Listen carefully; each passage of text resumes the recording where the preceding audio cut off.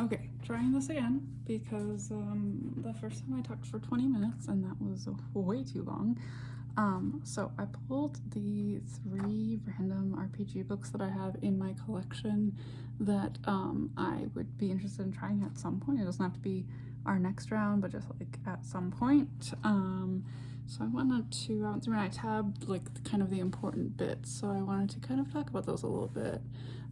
So number 1 is called Which Fated Souls, and I did buy this entirely based on the cover.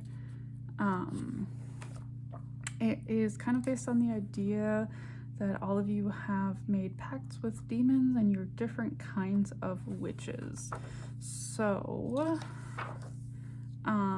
it has these 7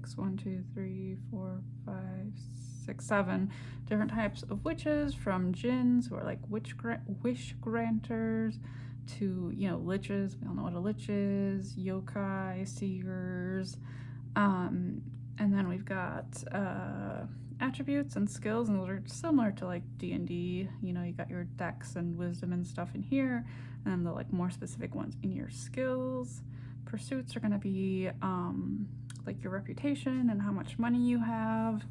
And then talents is kind of where you differentiate yourself a little bit more, which is you kind of decide what type of magic you're doing. So are you a caster? Are you a potion maker? Do you just know a lot of stuff about the occult? That kind of thing. So I think that could be really interesting. The art in here is pretty cool. Oh, and I should clarify that if any of these, I obviously have, you know, physical books, but if any of these are of interest, I would obviously buy the PDF for us to all have. Yeah, so we've got some of the different types of spellcasters here. I just think the art is very neat.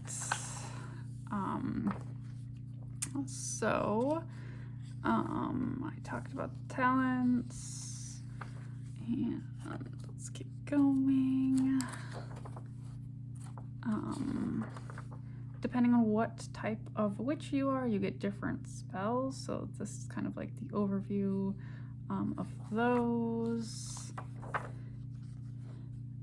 And then, you know, like potion making, kind of similar, but I do think it's neat that there is this fun little table where it has like kind of different ingredients and what they might add to a spell. So if you're looking at like innocent lifeblood plus regeneration minus body plus love, I'm not entirely sure how it all works, but I think it's kind of cool.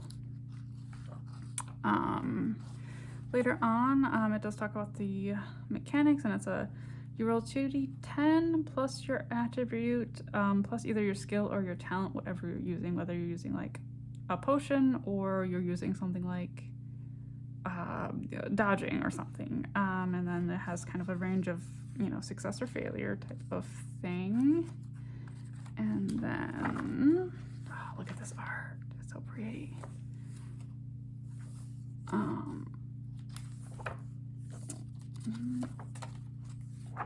Here we go.